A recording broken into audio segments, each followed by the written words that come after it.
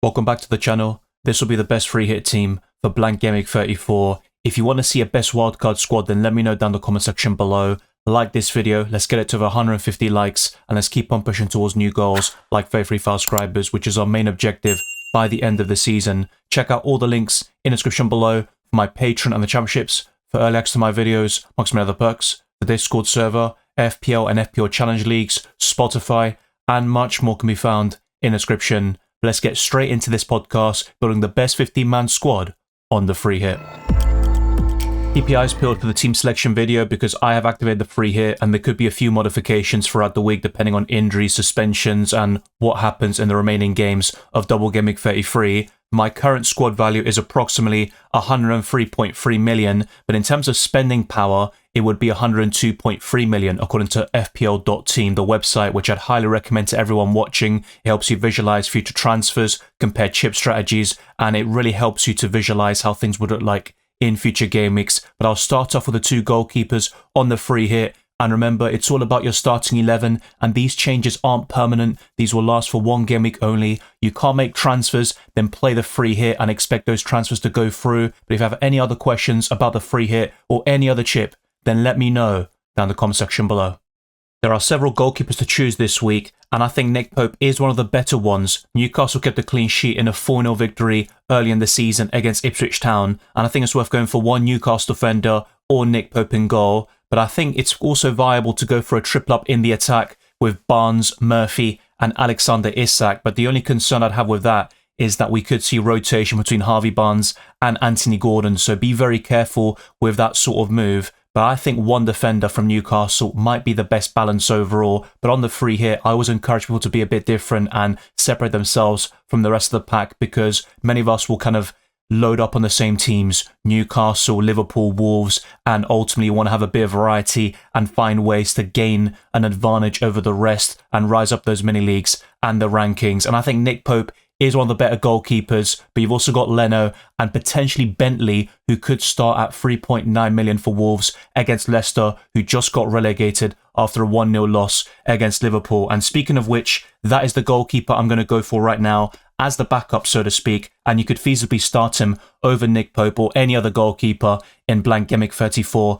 Jose Sarr suffered an injury in the warm-up against Man United, and Wolves ended up winning that game 1-0 to make it 5 consecutive wins across all competitions. So Wolves have shown a bit of form recently, and you might be thinking, what about Sam Johnston? But Vitor Pereira gave an update about him, which I covered in my recent deadline stream, and he said the following: Sam is not training with the team because he still has a small problem, an old problem that he's tried to manage, but we've had a conversation that it's better to clean the injury and then come back. So based on that quote, and also Jose Sarr being a doubt, I think Bentley could be the best backup goalkeeper. You've also got Areola, and you could just go very cheap and focus on your starting 11. So if you are struggling for funds somehow, then you can go for an even cheaper goalkeeper or just any 3.9 million option. It doesn't have to be Bentley necessarily, and you might also be thinking about Strand Larsen and Cunha up front, the likes of Aït-Nouri and Agbadou in the defence, or a midfielder like Menetzi. That will all be covered in the following sections, but I think Bentley is worth a punt. As highlighted in my Transfer Tips podcast, Aït-Nouri is one of the most transferred in players this week, and I don't see that changing anytime soon. I'm not really that confident about doubling up on Wolves defensively. I know they've kept a lot of clean sheets under Vitor Pereira, and their recent form definitely merits having a double or triple up overall. But in that defence, I think one is probably more than enough coverage. So currently Bentley would be the backup goalkeeper, and I'd start Aït-Nouri, and I'll talk about the starting 11 and the captaincy later on using the website FPL.team. But Aït-Nouri is my favourite Wolves defender, and because a lot of us will have more than enough funds to build our ideal 15-man squad, you don't need to worry about budget in most cases. But if somehow you are struggling, then I think you can go for Agbadou as a replacement. But if possible, I'd highly recommend going for Aït-Nouri. He is worth the extra millions for the goals and assist potential. He has 4 goals and 6 assists this season, decent underlying stats, and he also has got over 100 FPL points so far this season. Next up is a very difficult one because I think Robinson has been the standout Fulham defender up until this point. But Sessegnon played as a right wing against Chelsea and got an assist for Alexander Iwobi to open up the scoring. And I think Sessegnon, the only concern with him is the minutes. But if he can get 60 plus, I'd highly recommend him as a Gameweek 34 punt on the free hit, which most people won't be able to get to with their normal team. So I think Sessegnon is definitely one of the kind of best free hit defenders to go for. But if you want to go a bit safer, Anthony Robinson has that assist threat with 10 for the season, and his underlying stats aren't the greatest, you could say, but in terms of expected assists, it's quite similar to Reynate Nouri. He just doesn't really have the goal scoring potential of the Algerian, but I think Sessegnon might be the best Fulham defender and one of their best assets overall, despite the fact that they've got Raul Jimenez up front, who could be a standout if Rodrigo Muniz is still injured. You've got Iwobi in the midfield, who has offered excellent value at 5.5 million. I think Leno is one of the better goalkeepers for Blank Gameweek 34, but it's not something I would recommend in the long term for those making free transfers or taking hits to bolster their squad from now until the end of the season. Let's now go to another solid option. I think this one is obviously more secure longer term, but less appealing for Blank Gameweek 34 specifically. But Milenkovic offers a decent alternative, and Nottingham Forest are still doing really well in the Premier League. Despite a few blips recently, they got that 2-1 victory over Tottenham Hotspur. They were outplayed on the day, but they got the result, and they are competing for those Champions League spots and also in an FA Cup semi-final. That'll be my main concern about their performance in Blank Gameweek 34, because I think that semi-final could take a lot out of them. So I wouldn't be that convinced about tripling up on Forest in your starting 11 for this week, but their options are still viable. You've got Sells and goal, the likes of Milenkovic in that defensive line, Elanga, and Chris Wood, who scored his first goal in several weeks now, and he also got some bonus points in the process. But Milenkovic is my favourite Nottingham Forest defender.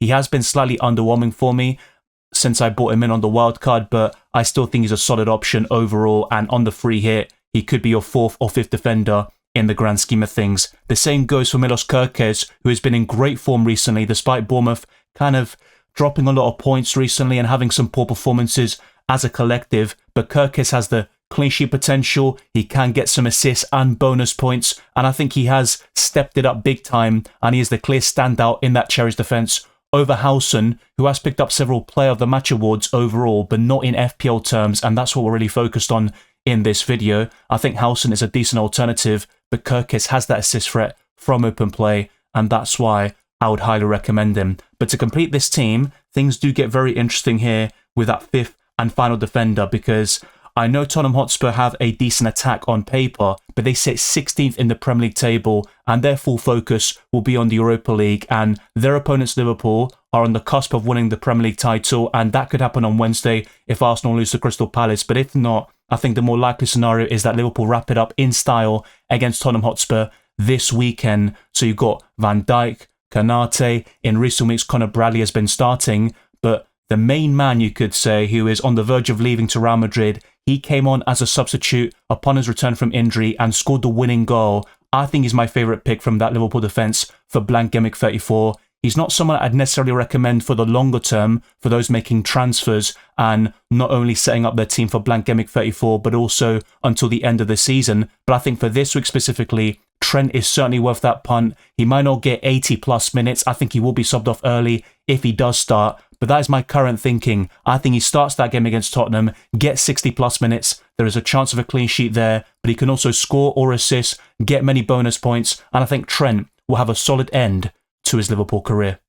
Despite 4 teams blanking in 34, we still have a plethora of options in the midfield, even at lower price points. You've got Justin Kluivert, who is my current selection. He has 3 goals and 3 appearances against Man United. You've also got Elanga facing Brentford at home, and he scored in the reverse fixture this season. And you've also got the likes of Morgan Rogers, who are blanking, of course, this week, but they are decent options in the long term. But you've got Iwobi against Southampton away, Menetzi facing Leicester at home. So there is definitely the possibility of having a punt for this week only. And I think Kluivert won't necessarily be that differential you might be striving for, but he's a solid option who has been very reliable for most of this season. He just came off the back of an injury and missed several weeks, and it was never a serious problem, but it seems like he had too much load and Areola wanted to give him a break and have him fully refreshed for the remaining portion of this season. So I think Justin Kluivert is worth that investment, and he's the best Bournemouth midfielder. Despite Semenyo's recent return against Fulham, he is far too inconsistent and frustrating in my opinion. Can he do something against Man United? Absolutely. And Semenyo also scored in the reverse fixture at Old Trafford, but so did Justin Kluivert from the penalty spot, and that's what really separates him from the rest of those Bournemouth attackers. I know Evanilson up front is another good option, but Kluivert remains number 1. Let's also go for Jacob Murphy here, who got 13 points against Ipswich Town earlier in this campaign. I know Harvey Barnes has been really impressive recently, but I could see rotation between him and Anthony Gordon. Now, I'm not completely against that double up in the midfield with both Murphy and Harvey Barnes, but if I had to pick one of them right now, it would be Jacob Murphy, but funds are no issue. There's only a 0.8 million difference in price at the time of this recording. And next up, I am going for a premium. He has been terrible in recent weeks when you look at goals and assists, and he hasn't scored in 16 consecutive games across all competitions, and that is Cole Palmer. By no means is he a lock on this free hit team, and I wouldn't recommend him on the wild card with Chelsea having poor fixtures from now until the end of the season. But Cole Palmer got a massive return against Everton last time out at Stamford Bridge, a 6-0 win for Chelsea, but different managers on both dugouts, and Cole Palmer was on fire at that stage. He scored multiple goals against Man United in a similar spell at this time last year, Everton, and he's just not really replicating that at this moment in time. He's missing multiple big chances, even in the Conference League, and his confidence isn't really there in front of goal, but he is still a quality player, and he is still producing some decent performances. I think against Fulham, he also was heavily involved in some of the goals, including Pedro Neto's winner, but you want to see much more from Cole Palmer, and you definitely have alternatives in this midfield like Brian Mbeumo and all the others I've discussed beforehand. But Cole Palmer does make it just about against Everton. It might not be that high-scoring thriller we saw last time out at Stamford Bridge, but it could still be a Chelsea victory and Cole Palmer being instrumental once again. But to complete this midfield, you might be slightly surprised to hear this, but I'm going to go for Luis Diaz, who was recommended in my Transits podcast. Be sure to check that out. I think he's a great one-week punt against Tottenham Hotspur, and he scored a brace against them earlier this season in another high-scoring thriller. And while this game might not be as competitive or entertaining as it was earlier in the season, I think Liverpool will create multiple chances, get the job done, and win the Premier League in style. And if Luis Diaz starts, he is a great option on the free hit. But that's my only concern with him, a bit similar to Harvey Barnes and Anthony Gordon. Will Luis Diaz start? That remains to be seen. But if he does, he is my second favourite Liverpool asset for Blank Gameweek 34. But number 1, of course, is Mohamed Salah, who hasn't been great in recent weeks, and whilst he hasn't been as disappointing as Cole Palmer, he is still underwhelmed with poor performances against the likes of Everton and Fulham, and against Leicester he missed 3 big chances in the first half. It was a bit unfortunate, you could say, but the level of finishing and that clinical edge to him has definitely been worn out in the last couple of months, and there is this pattern where he starts off the Premier League season on fire and then tails off towards the end. But Mohamed Salah is one of the front runners for the captaincy against the poor Spurs side, and the other alternatives for that captaincy will be in that forward line.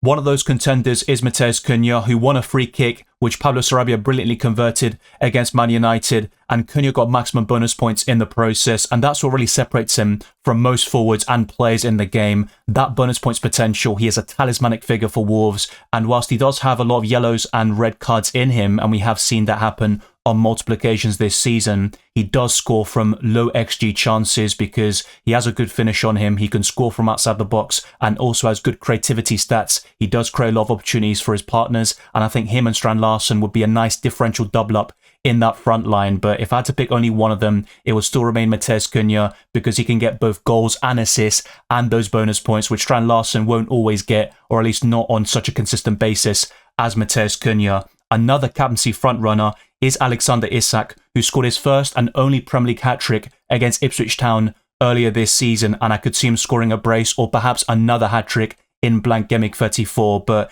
in recent weeks, he has been overshadowed by Harvey Barnes and Jacob Murphy, but I think Isak would still be the best Newcastle captain for Blank Gameweek 34. And to complete this team, it's between 2 forwards, Chris Wood facing Brentford at home, and you could say this is up there. I wouldn't really blame you for saying that, but the other one is Raul Jimenez, who could start against Southampton away, and he definitely will if Rodrigo Muniz remains injured. So I'm going to go for Raul Jimenez at the moment, but Chris Wood is another bonus points machine, and we could see both Brentford and Nottingham Forest scoring, with Chris Wood getting bonus points once again. He has done it on so many occasions this season, so that's one of the only kind of things I have to really think about in terms of that 15-man squad on the free hit, and this will be discussed in my team selection because I've currently got Raul Jimenez, but that could change to Chris Wood later in the week, so keep your eyes peeled for that team selection podcast with an updated free hit squad. But I'm very happy with the starting 11 and of course the bench. You don't need to go that expensive with those players. I think it's always good to have one decent option on your bench if needed. You don't need to go for 4 of them though, including your goalkeeper. So bear that in mind. It's all about your starting 11 and funding that to the best of your ability. But based on the 4 teams blanking, Arsenal, Man City, Crystal Palace and Aston Villa, and also the lack of premium options, you could say, for this blank game week, I think it's very easy to build a solid free hit team and have enough money in the bank. The starting 11 will be as follows. Nick Pope facing Ipswich Town at home is one of my favourite goalkeepers for Blank Gameweek 34, but by no means is he the pure standout. There are other options like Leno. You might even want to go for Sells against Brentford, but I'd be less keen on that to be fair. And you've also got Bentley or Jose Sarr, depending on who starts there for Wolves, and we will get more updates over the coming days, and they will be provided in my deadline stream and across all my videos. The back three includes Aït-Nouri, Sessegnon, and Trent Alexander-Arnold, so you could argue there are 2 punts in that defensive line. Jacob Murphy, Kluivert, Palmer, Salah and Diaz completes a solid midfield with Isak and Cunha up front, and the bench is very strong with Bentley, Raul Jimenez, Kirkes and Milenkovic. So other things you could consider, as mentioned before, is changing your goalkeeper. If Jose Sarr is available, you might even want to start him and double up on that Wolves defence, but I'm not too keen on that myself, and I have seen some people discuss doubling up on that Fulham defence with Leno in goal and one of Robinson or Sessegnon, perhaps even both fullbacks, and Sessegnon did play as a right winger against Chelsea, so you might want to consider those sorts of moves. And if you want someone a bit more secure in that Liverpool defence, Virgil van Dijk over Trent Alexander-Arnold is another good play. He also has more goal threat, especially from set pieces. In the midfield, you might want to go for Jacob Murphy and Harvey Barnes simultaneously, and maybe instead of Kluivert, you've got Elanga and maybe a midfielder punt like Iwobi or Menetzi. So all of them are viable. If I had to rank them a little bit, I think Barnes would be at the top of the list, and I think Iwobi will be second in terms of those midfielders who haven't featured here. And in that forward line, I think Chris Wood is the standout who hasn't featured, with the current front three being Isak, Cunha and Jimenez. The first 2 are locked in, but Jimenez versus Chris Wood is a very difficult call. In most game weeks, I'd lean towards Chris Wood. There's no doubt about it, especially if you're buying a player from now until the end of the season. But I think for Blank Gameweek 34 specifically, it is very tough with Fulham having the superior fixture. But that is pretty much it when it comes to the best free hit team. I have narrowed down the pool of players you should consider in every single position to build a very strong free hit squad. But also for those that are not using the chip this week and just making free transfers or taking hits, if you can get to some of these players, I think you'll be very competitive and compete with the free hitters, wildcarders and all of that jazz. If you want to see that wildcard video, then let me know down in the comment section below.